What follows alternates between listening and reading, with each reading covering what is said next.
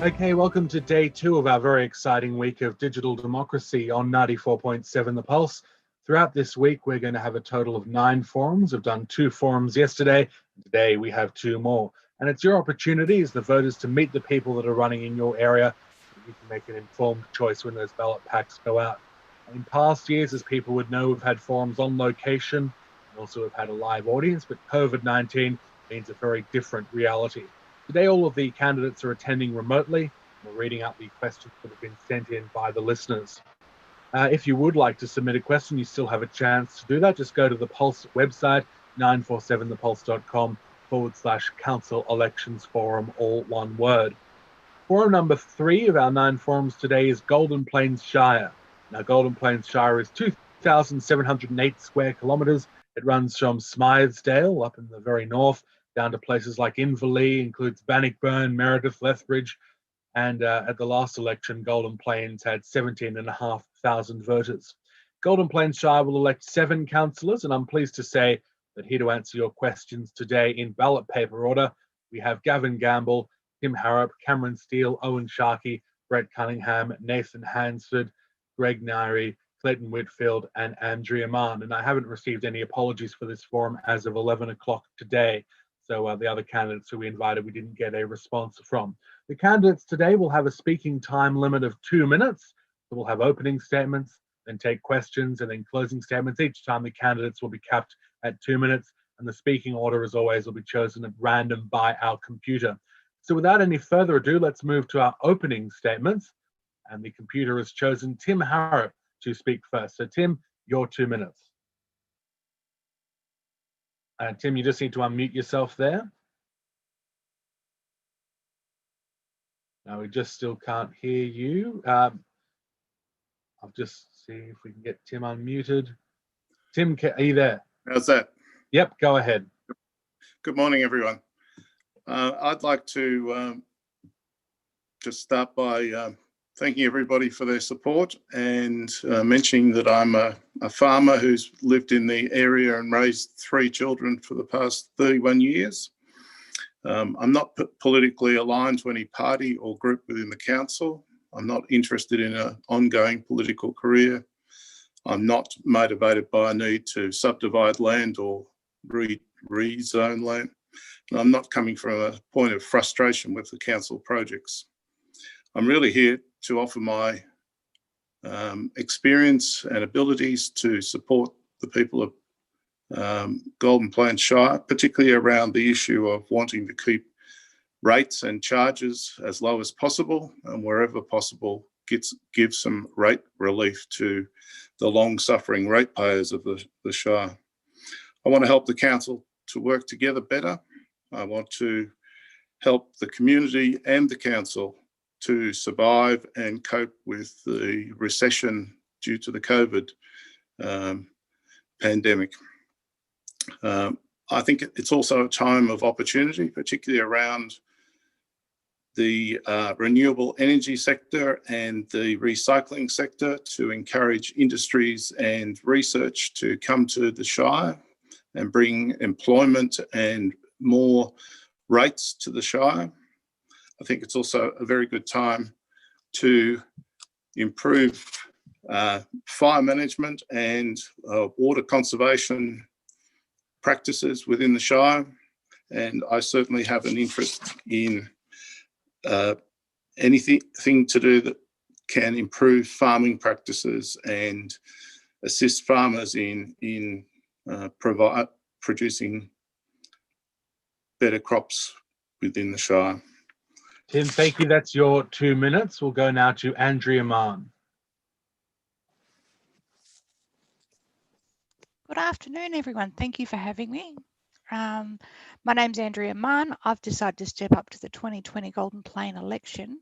I live in Lethbridge. I've been there for the past 23 years. I'm a nurse with an OH&S background, project management, and I've worked in local government for the past 9 years. I've got a focus on community services, aged care, and disability services, where I assess the most vulnerable for services to support them in remaining in their own home. I'm running for council because I can't sit back and watch it being raped and pillaged like it has been for the past few years. My dissatisfaction started as our rates skyrocketed, as our dirt roads went to potholes, our rubbish went to fortnightly with poor consultation, and our confidential information was sent out when our dog registrations were due. And this was all followed by very, very poor behaviour in the chambers in recent times. But what tipped me over the edge from being an angry resident to a candidate was when the proposed bylaws came in with over-the-top rules on what we could and couldn't do on our own land, but we could pay for a permit, more price gouging. So I decided then to throw my hat in the ring to return the Shire to a place where we all want to live in. I want to be a voice for the community that feels voiceless. I'm standing for continued advocacy through difficult times to help my community back on its feet and ensure that the supporters of our local government are in place for everyone. I want the council to question what's important to our community. I want them to be more financially responsible. Golden Plains Shire needs more women in the council. We're 50% of the population and require a voice for our concerns to provide the empathy that is currently lacking, to support more diversity across all members of the community in a time to have a new council to listen to the voice of our community. Local government has an obligation to consult with community, and I'll act on the outcomes of this consultation. I'm unaligned with any development groups, and I'm standing as a concerned resident that wants to see Golden Plains Shire thrive and grow while supporting the community. Andrea, thank you. I've drawn the unlucky number 13 and sorry, that's your 2 minutes, Andrea, but we will be able to have you come back in answers and closing statements. We'll go now to Nathan Hansford, who's our next candidate on the list. Thank you very much, Mitchell. Thanks everyone for tuning in today. Thanks for taking a genuine interest in local government. I've been a Shire resident for 23 years, husband to Angela and father of 6 great kids. We've lived in this Shire, certainly our kids have lived in the Shire all their lives. I've been a volunteer with emergency services for 17 years. I'm a business owner in Bannockburn. I have a local cafe there and also refrigerated transport outside of the area. I'm an independent and positive person. I've been on the Bannockburn Primary School Council in the past and have always supported local sporting clubs around the Shire and including the men's shed right across the Shire as well, particularly advocating for the Bannockburn men's shed. I believe that the key focuses for the next 4 years is certainly going to be COVID-19 lockdown recovery. Within this, job creation and tourism attraction are going to be big focuses. Proper planning for sustainable growth, ensuring subdivisions across the Shire make sense, and that local laws that govern our lives are sensible. Ensuring our rural livability is another focal point, and this is the reason why we love our Shire. I have been in the past and will continue to be a very involved person in the community and within council.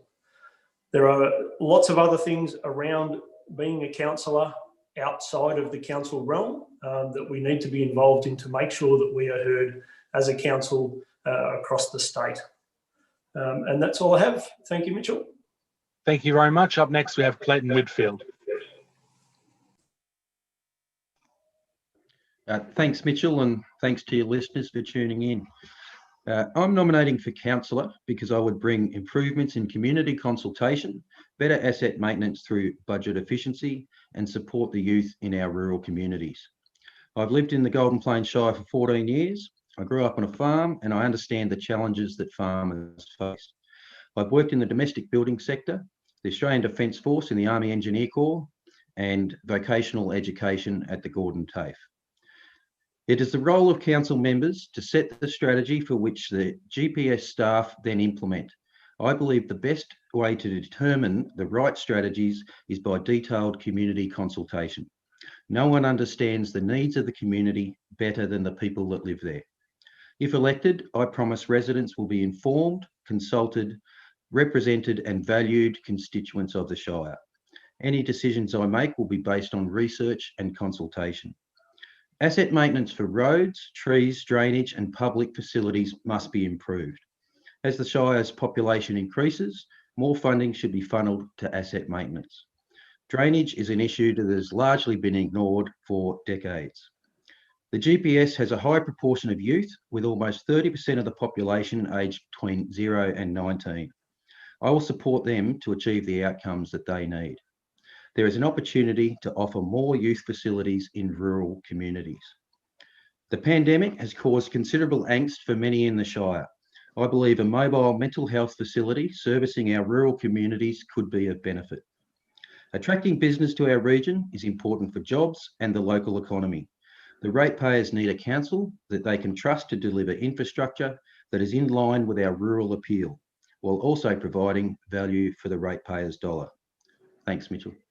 Thank you very much, Gavin Gamble. Unmute. Okay, thanks, Mitchell. First, good afternoon and greetings, everyone.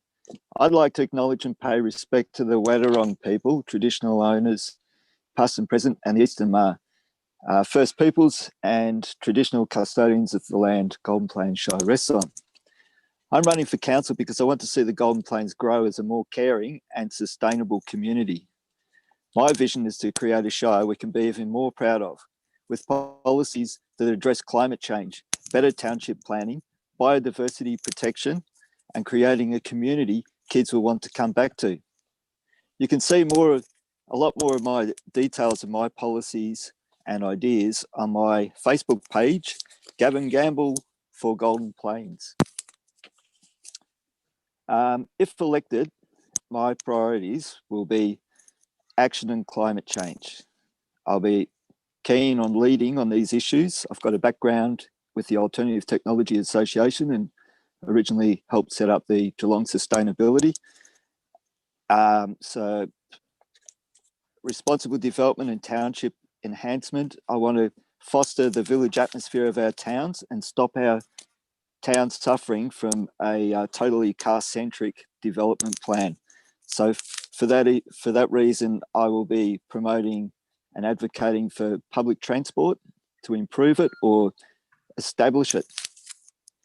And also on my Facebook page, you'll see I've got other ideas like bike paths and cycling safe roads. And that also includes sealing many roads as well.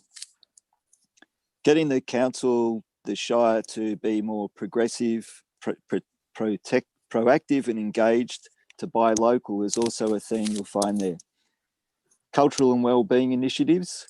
I'm on the committee for the Turtle Bend committee that does the annual Lantern Festival, and that's just one example of how I've... Gavin, thank you. That's your 2 minutes. Sorry to cut you off, but feel free to come back in later on.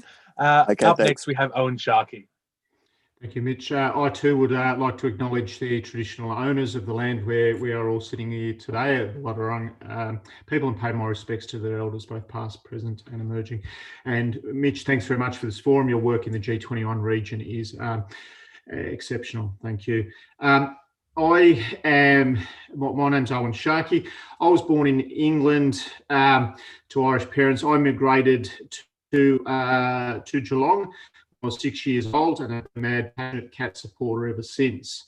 Went to school locally, just up the road from Polsia at St Mary's Primary School, went on to Geelong Grammar then afterwards. And after finishing school, I spent 15 years in the building industry as a bricklayer and stonemason. And 5 of those years I spent on the building sites, living and working in Ireland, where my family was from, or my wife's from, and my children born there. I moved back to Australia then and moved to a town called Batesford, which is at the southern point of the Golden Plains Shire, and also had a career change into real estate, and at the same time became passionately involved with the local community. Helped set up what still is Golden Plains' biggest rate-paying association, the Batesford Ratepayers Group. Also helped set up the Batesford Community Group, and over the past few years have helped set up Batesford Highway Action Group, and also currently trying to set up the Friends of Batesford Nature Reserve along the Maroubra River there. Heavily invested in the local area, and having been mayor for the past 2 years, have learned a considerable amount, and would love to take that forward to the next council to help new councillors learn the ropes and also help in the vision of Golden Plains. I am independent and look forward to the new council being formed, and we've got some good candidates here that have the community's heart vested interests. Thank you very much, Owen. And Greg Nari was here, but he said he's having some internet connectivity problems. So if he comes back in, we'll let him have his say, but we'll move on to Brett Cunningham. Thanks, Mitchell. And thank you to yourself and the team at 94.7 Pulse FM for having this forum today. I'm Brett Cunningham. I'm standing for council. I've been a resident of Golden Plains Shire for 36 years, living in the beautiful town of Teesdale for 30 years before we moved into Bannockburn. I've been very committed to the local community since day one. I'm currently the chairman of the Neighbourhood Watch Group that I help establish. I'm also chairman of the Bannockburn and District Connected Community Group, a community group that's put over $650,000 back into the local community. However, never in my time living in the Shire have I ever known such a total lack of faith or confidence in an incumbent council. There's total disconnect between the community and council. For the past 4 years, year upon year, we've had another community satisfaction survey results, which are amongst the lowest in the state. One of the levers for me putting my hand up for council is my concerns about the financial management and wastage of ratepayers' money. As I've been out and about the last 12 months, the number one thing on people's minds is they want rate relief. When I look at the budgets, the only way we can do this as a council would be to find money from somewhere in the budgets. I'll give you a few examples where this money could have been found. At the last, before the budget was passed, there was talk about doing a budget freeze, and that would have cost the Shire about $400,000. The Heart of Bannockburn is a great community project. That project was to be fully funded by government grants, no money contribution from council whatsoever. To finish the project, council had to find another $400,000 to put towards that project of ratepayers' money. The childcare centre. At a recent meeting, Councillor Evans stated in chamber that the childcare centre lost at a cost to ratepayers of $500,000, $500,000 in the last financial year. The question is then, what's the cost of the ratepayers over 3 to 4 years of this childcare centre in the financial performance? 1 million, 2 million, 3 million, 4 million? Who knows? The community consultation. The council will tell you they've done more community consultation than ever before. They probably have, but you know what? They haven't listened. I'll give you two examples. That's your 2 minutes. Sorry to cut you off, but again, feel free to come back in and closing statements and the answers. And last but not least, for opening statements, we have Cameron Steele. Thank you, Mitchell.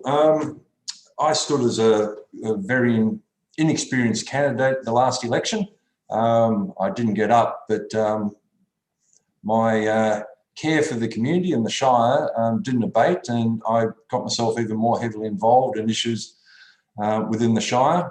And we have a great Shire. Our livability standards are extremely high. We enjoy clean air and waterways. We have a low crime rate compared to most other shires within Victoria. We have open spaces and productive farmland, and we've got stunning natural environments and strong cohesive communities. But we also have a growing population, and it's going to be how we manage that growth will dictate how we protect the things that we really value in this place and what makes this place so special. Over the last 4 years in particular, I've been involved in issues impacting residents, and I've lobbied for a focus on rate relief and for better rate equity, and been strongly against the raises in the municipal charge, which has effectively shifted the relative rate burden from the top 1/3 residential properties of the Shire onto the bottom 2/3, unfairly, in my view, impacting our less advantaged communities. I've sought greater protections for our natural environment. I got involved in the formation of the environment strategy. I've sought to look after farmland and open spaces. At a council level, I've called for improvements in governance, community consultation, transparency, and better public input into planning decisions. I've backed them up with concrete suggestions. I believe I've done the work needed to understand the issues and the processes of local government and gathered a good understanding of what's working within our Shire and what needs improving. I'd like to be considered as a fair, balanced and independent candidate, and would seek to bring these things to my decision-making on behalf of our residents. Thank you very much for that, Cameron. We'll now move to our questions, and we've received a question, first of all, from Adrian of Napoleon's. And she says, as you know, Napoleon's is a thriving town with a shop and school. We desperately need a tennis court upgrade. Subsurface works due to poor draining issues, which also affects the longevity of our playground. All access paths to our playground and safety fencing, as well as some things for the teen population to do. We've discussed skate parks, BMX tracks, etc. in our town, but so far this has fallen on deaf ears, or Enfeld has that, so use theirs. Are you willing to put your hand up to provide services to our young adults and teens in Napoleon's? And what have you got in your plan to include these future voters? And listed first now is Gavin Gamble. Yes, I've specifically campaigned on promoting health and wellness in our community, and I'd support those sort of proposals. Thank you very much, Tim Harrop. Just can't hear. Tim, are you there? Yes, I'm just struggling to get the No mic worries, on. go ahead. Certainly the issue of drainage and any safety issues need to be addressed as a priority across the Shire. I think that given the downturn in the economy, the Shire will have to go through a process of reviewing what all of its priorities are, and particularly around the need for youths and their recreation as a priority issue, because of the likelihood that if you don't give people something to do, they'll find other things to do that'll lead to youth crime. So particularly emergency and safety issues, I think, need to be addressed, and the needs of the youth. Thank you. Cameron Steele. Thank you for the question, Andrew. Look, I'm not familiar with that area in Napoleon's. I do know the council undertook some rationalisation, for instance, of playgrounds recently, which I felt wasn't warranted. And I really would like a focus on improving those things like playgrounds, etc., in our smaller communities. Our smaller communities are a feature of the Shire, and support of them really needs to be led by councillors, and I'm hoping I would be able to do that if I do get elected. So thank you. Thank you, Nathan Hansford. Thanks, Mitchell, and thanks, Andrew, for the question.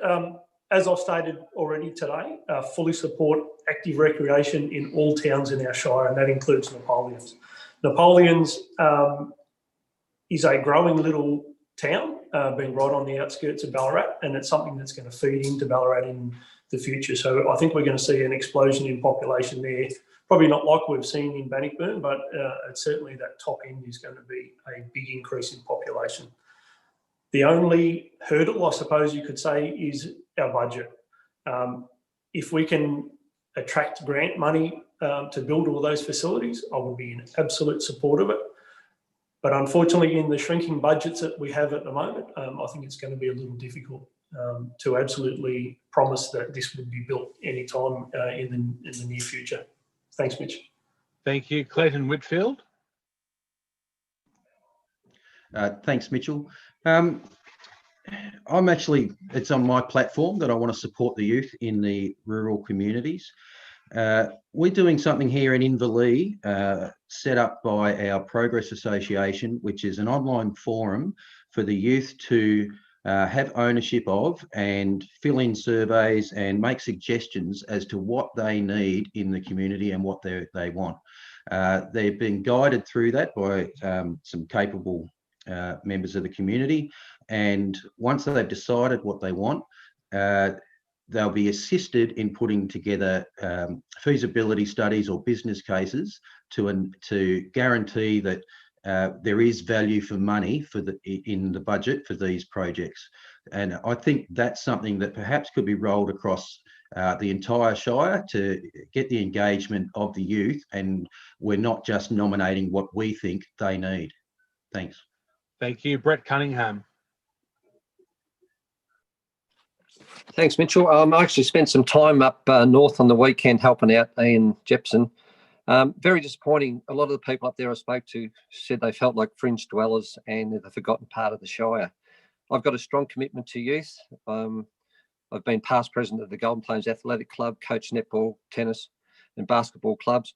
Currently, as I said, with my involvement with the Bannockburn District Connected Community, we're partnering with the Golden Plains Shire to build a youth centre in Bannockburn. It's going to cost about $650,000. I'm hoping going forward that that's going to be a successful model that we can replicate throughout the state. I know we also supported the last couple of years, we've done partnered with the Western Bulldogs on youth leadership programs, which we funded with the Shire. And a lot of the kids that did that come from up north and parts of the Shire where they don't have access to a lot of community support programs and youth programs. There's two parts in our Shire. There's the age demographic and the youth demographic. And I think we've really got to do all we can to give the youth in the Shire access to services and also community facilities. I'm a strong believer on it, and I'm with Clayton. We've spoken about this and it's on our platform. Thank you. Greg's not here. So Andrea? Thank you. I absolutely agree that, that we need to keep the kids involved. They need to have ownership. We can't tell them what they want, and we could absolutely support them in obtaining state government funding for it, as well as the council helping as well. Not just for one area, but the whole of the Golden Plains. There's too many little towns that are missing out. Thank you. And Owen Sharkey. Thanks, Mitchell. Napoleons is a fantastic little community up there. I think there's about 700 people in Napoleons, 15 minutes outside Ballarat. So a lot like my community, right down to the south of Batesford, where we like to see a little bit more, but also appreciating that some of those bigger facilities are only 15 kilometres into Ballarat. As Nathan mentioned there is a huge challenge. It's very easy for everyone to say we want rate relief, we want to reduce things, but this is where the cost comes at these moments and these conversations. So we will have the injection of Berry Bank funding coming in to hopefully do up some streetscapes and do things across the Shire. One of the things that I would like to work on in the next 4 years in my council term, if re-elected, is creating a stronger connection to the likes of Napoleons and all other 56 communities across the Shire. I think I don't believe we have had a report back from Napoleons for a while. I think that the community planning report dates back to 2014. So it'd be nice to see the community engaged there, have those reports updated. But for us as councillors, to be more engaged with the communities through the organisation. So really learn from the likes of Andrea. I, as the Mayor, should know exactly who Andrea is and know the passion and commitment that's involved from the communities, but also to engage with communities and let them understand the challenges that are presented by council, because the pot of money is only so big and we can only do so much. But we're doing a great job, but we can do a lot better, in my opinion, in that engagement between councillors and community groups. Thank you very much. Our next question comes from Lachlan of Bannockburn, and he says, what are the candidates' stances on weekly rubbish collection?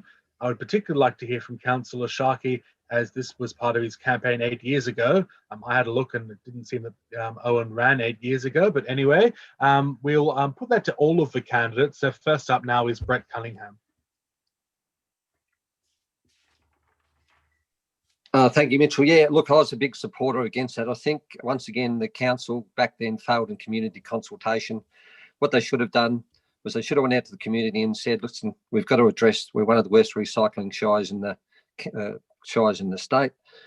And we should have been given the option to work harder. But what they did, they brought in this, they've increased the waste management fee. And what's happened now, we get our rubbish picked up twice a month, which is very hard for large families, especially for people that have got some people in the families that got young children. So there's a lot of nappies, especially around Christmas and over the holidays. If you're living in big blocks, it's fine. But in residential areas like where I'm living, it becomes very smelly. The other thing with the waste management is that They've increased the fees on that, and there's actually, I think, nearly an $800,000 surplus that's been obtained. I spoke to the CEO probably about 12 months ago about this money surplus could be put towards the cost of the state government bringing in the new recycling and green waste rubbish bins. Apparently, the money has been earmarked for the rehabilitation of the Teesdale and Rokewood tip at a cost of $1.2 million. When I questioned the CEO, it would appear that no money has been put aside or budgeted toward this. So this $800,000 or so that over the last 2 years has been, I suppose, raised from our ratepayers, it's beyond belief. It is seriously beyond belief. I've got nothing else to say, Mitchell. Thank you. We'll go down to Tim Harrop. Thank you. I certainly support the council's move to weekly collection of recycling material. I certainly would encourage everyone to recycle as much as possible rather than putting a lot of recyclable material into their waste bins. I think that's been a great move. I hear what you're saying about other waste going into the green bins. Certainly green waste should be recycled or composted as much as possible.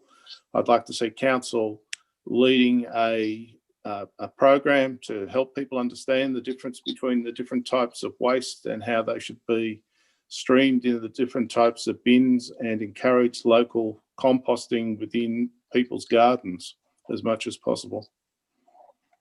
Thank you very much. Owen Sharkey. Thanks, Mitch. Questions were almost directed at me, but just to clarify, yes, I wasn't or didn't run 8 years ago on council, ran 4 years ago, and didn't also support, didn't run on a platform of rubbish either. My angst at the time with council was the community consultation. There was a petition at the time. I helped Sue White put that petition together. Over 1,000 signatures were on that. I didn't sign that petition because the rubbish collection going to a fortnightly actually suited me and my family unit, being on a couple of acres. I appreciate and have done so for the past 4 years that does not suit every single ratepayer in the Shire. Bannockburn is a different Shire, and they are completely different. So in my second or third year, I helped set up a conversation regarding rubbish, and set up almost a jury or a citizens forum there to get feedback from the community to bring them along the journey. We did a huge amount of community consultation on that. I do feel that we were railroaded by the state government through that with the recycling debacle. And we seem to be dictated by the state now to a certain degree with regards to having additional green bin. I'm not in favour of a green bin personally from my house unit, but I understand and appreciate and empathise. People, particularly in sewerage locations, do need that for their properties. I would like this conversation on rubbish to turn around, and I see some other councils are doing so by rewarding residents by not putting rubbish in the bin. So I think there's some councils out there that are rewarding families for going towards cloth nappies. That's everyone's choice, but I think the conversation needs to change a little bit and start rewarding those people that are being environmentally conscious. Thank you very much. We'll go to Andrea Mann. Thank you. I think this is one of the instances where it's an example of really poor consultation. You know, the bulk of the people I speak to didn't even know it was coming. All of a sudden, it had just changed with no consultation, no feedback. And then when they, you know, with the families that needed that extra bin, they had to have an extra charge on top.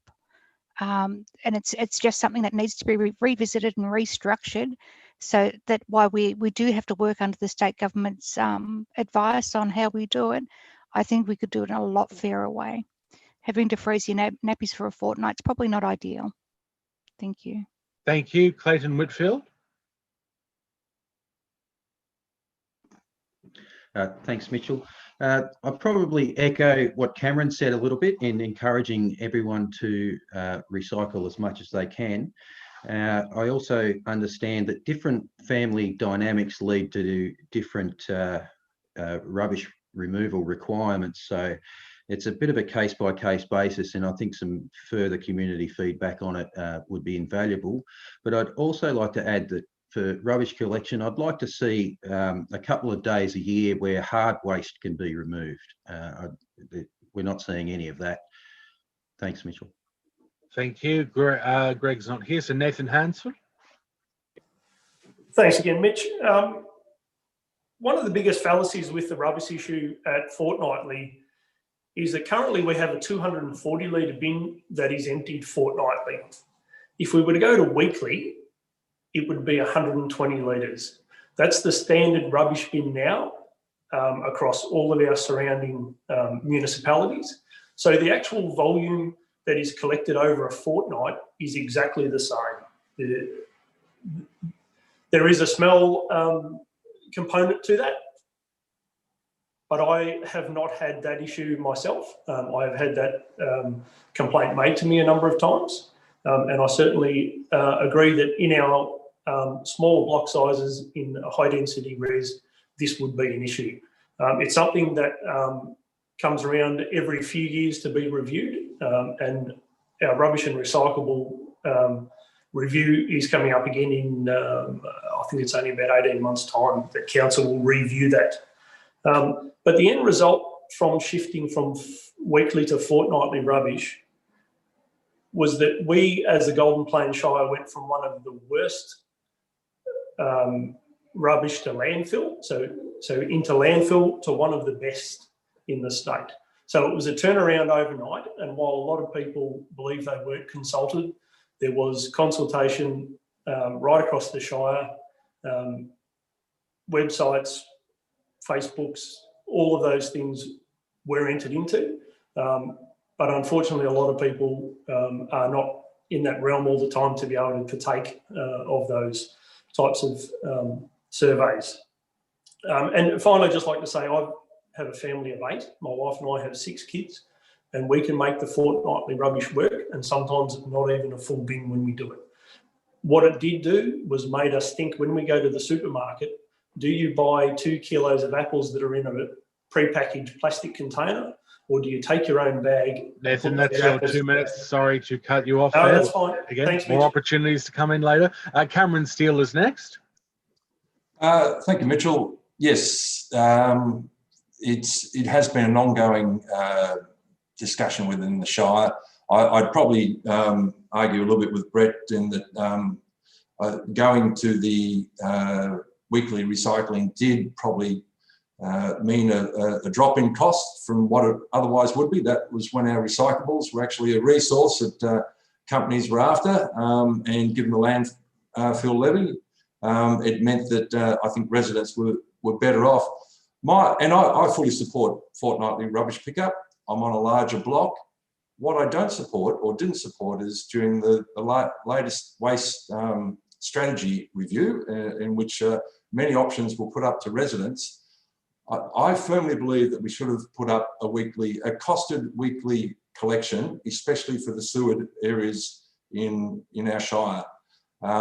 Those people are living on small blocks. I was the one that flagged a green waste option for them on the sewered blocks. I think that I'm able to get rid of my green waste or use it far more effectively than somebody on a smaller block.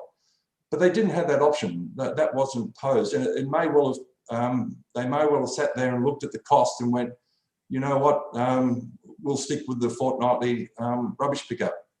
They didn't get that option. I believe they should have, and I think it puts a bit of a lie to saying that we have consulted widely when that wasn't put before our residents. I will say there are some exciting things. I'm on Environment Advisory Committee within Bar and Water. The Renewable Organics Network, which I think Golden Plains is part of.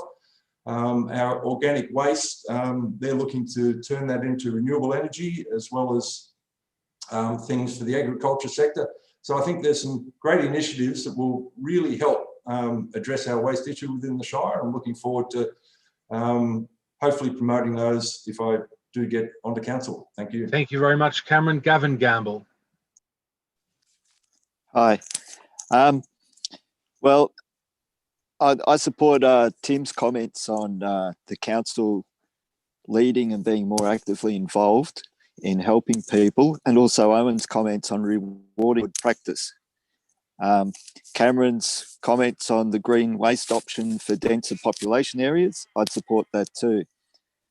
I'd also like to see a recycling depot established in the Shire that that's closer for most people to use. That as the population increases, there's going to be more rubbish dumped alongside reserves and roadsides. That's going to be more of an issue. I also see being part of a Greens network as a big advantage for bringing in new ideas with knowledgeable people involved in helping us put through good proposals. Thank you very much. We will move now to closing statements, which is a little bit early, I know, but I do want each candidate to get the full 2 minutes. This is the opportunity for candidates to really touch on issues that haven't yet come up in the questions that we've had. And I apologise to those who've put in questions that we just couldn't get to. With a lot of candidates, we want everyone to be able to have their say. So listed first for our closing statements is Clayton Whitfield. Thanks, Mitchell. I'd just like to reiterate some of the platforms that I'm running on. So that's asset maintenance for roads, drainage and public facilities, supporting the youth, improving our consultation processes and achieving greater budget efficiency to make the existing ratepayers' dollar go further. I believe the new council should be focusing on doing the simple things well and ensuring that the more complex things are done through detailed community consultation. I would like to say that the catalyst for me standing was the Inverleigh Streetscape process, where consultation with the community was incredibly poor. I've got a couple of statistics here that I'd just like to mention. A petition was put forward to council where 530 from 307 local families were against having the streetscape implemented. That was ignored. It wasn't until 300 people turned up at the Inverleigh Bowling Club and met with federal and state politicians, councillors, journalists, Farmers Federation, livestock and transport unions. That was the point that council finally took notice of what the community wanted. So I think the entire consultation process, even though it's been done more than ever, they say, has been inadequate. Thanks, Mitchell. Thank you. And Tim Harrop. Thank you. I, again, would just like to emphasise that I don't have an axe to grind about particular projects. I don't toe a party line. I want to work collaboratively with the council and represent everyone in the whole of the Golden Plains Shire. And I want to help the community and the council get through this COVID-induced downturn. I think that we can manage the budget better. I think we need to take the council back through root and branch review of its operations and achieve the savings that are no doubtedly there. Also, we need to review all of the current plans that are on the table to make sure that we concentrate what limited resources we're going to have in the next couple of years on the highest priority projects for the residents of the Shire. And at the same time, keep a downward pressure on the rates and extra charges that seem to be popping up whenever it suits council. And I think there's great opportunity in a downturn like this to use leverage on the federal and state government and have a lot of projects shovel ready for grants and employment programs that they're going to be pushing out to encourage local employment in small places like our Shire. And lastly, my vote on many projects will always have a focus on trying to keep youth engaged and out of trouble. and providing support for families in some of the smaller communities where they can't get access as easily to the resources that are in the bigger towns. So thank you. Thank you very much. Gavin Gamble. Thank you. Thanks, Mitchell.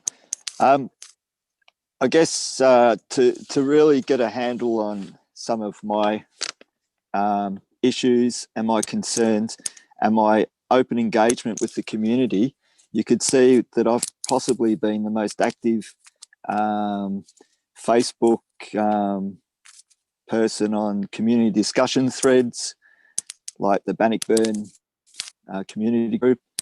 And if you vote for me, that's what you'll get more of. You'll get me being open and engaged and seeking information and listening to people.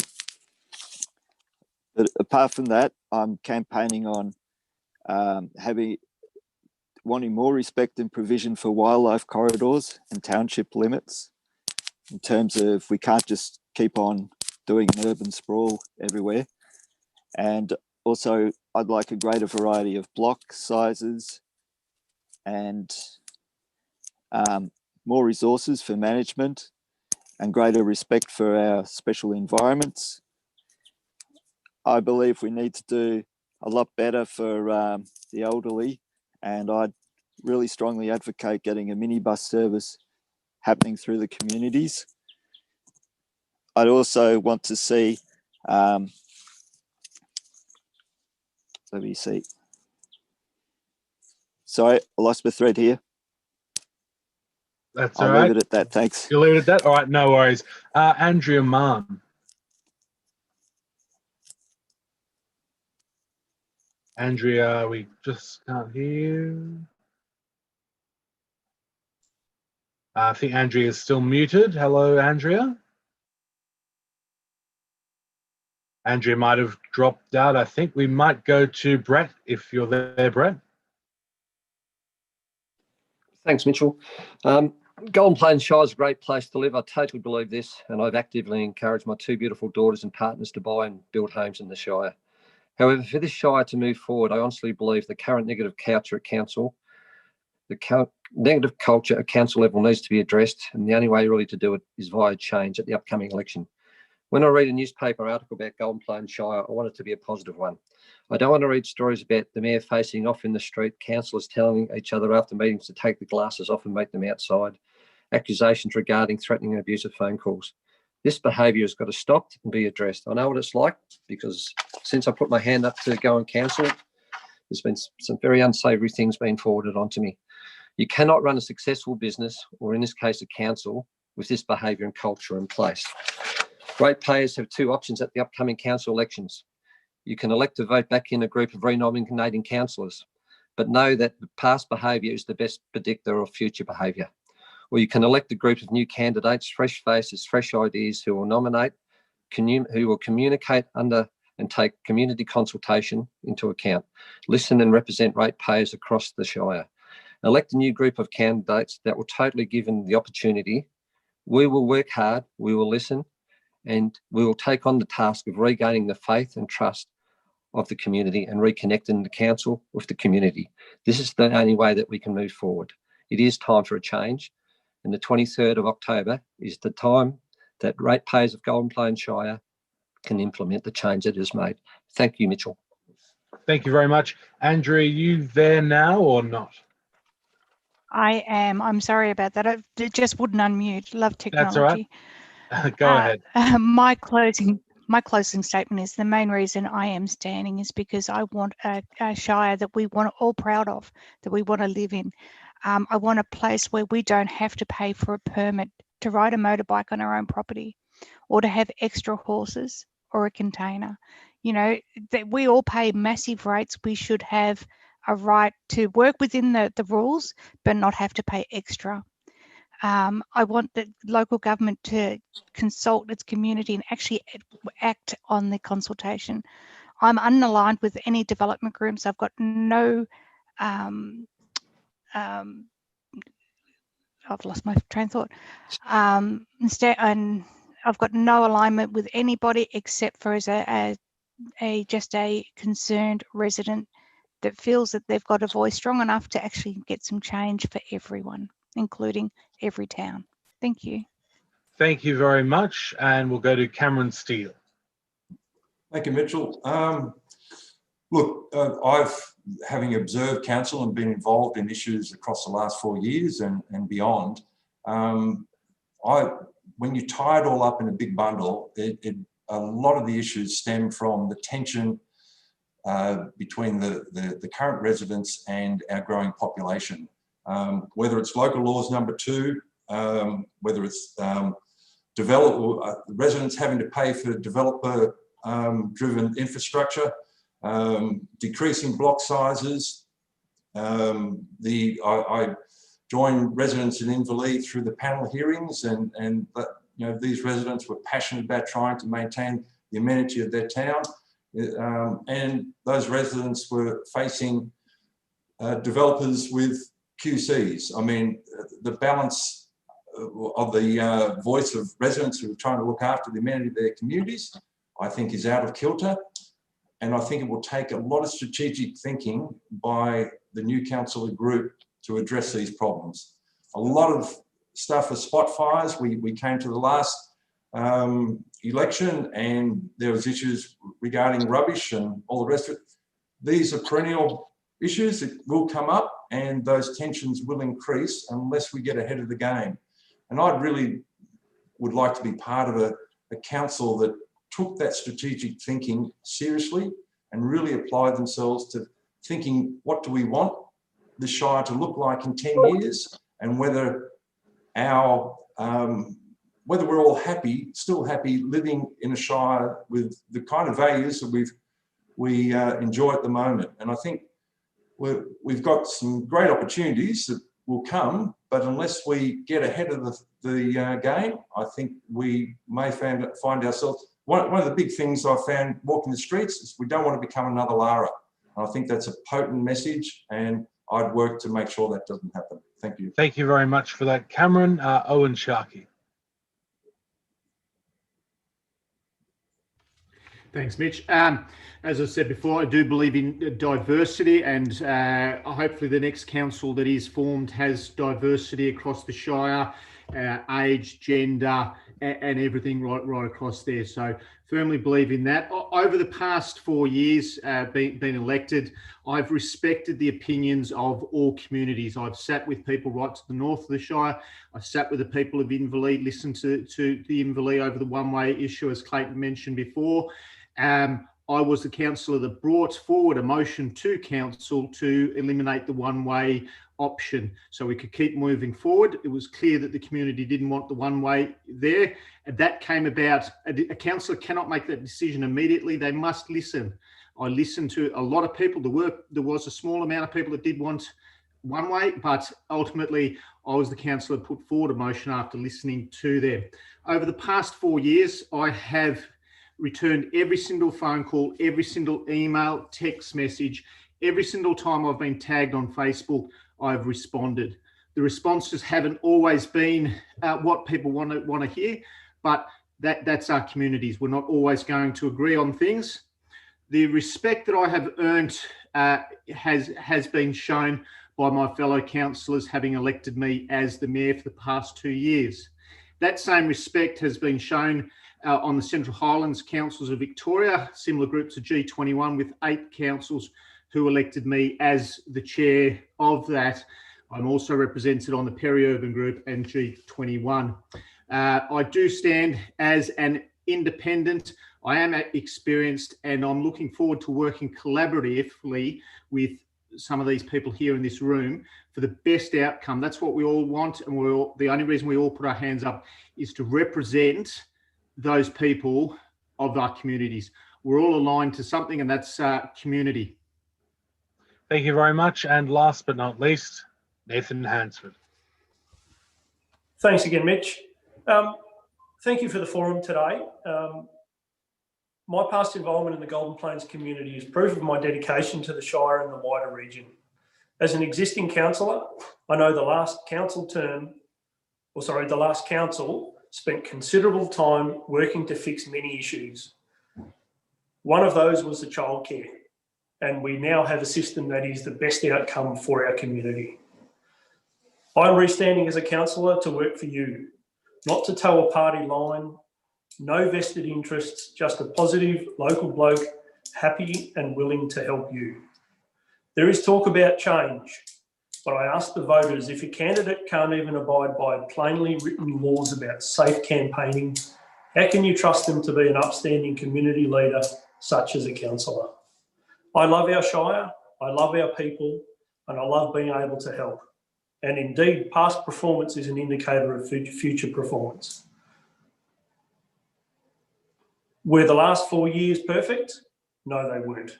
But we all learn every day, and this learning is what sets us apart as leaders. Thanks, Mitch.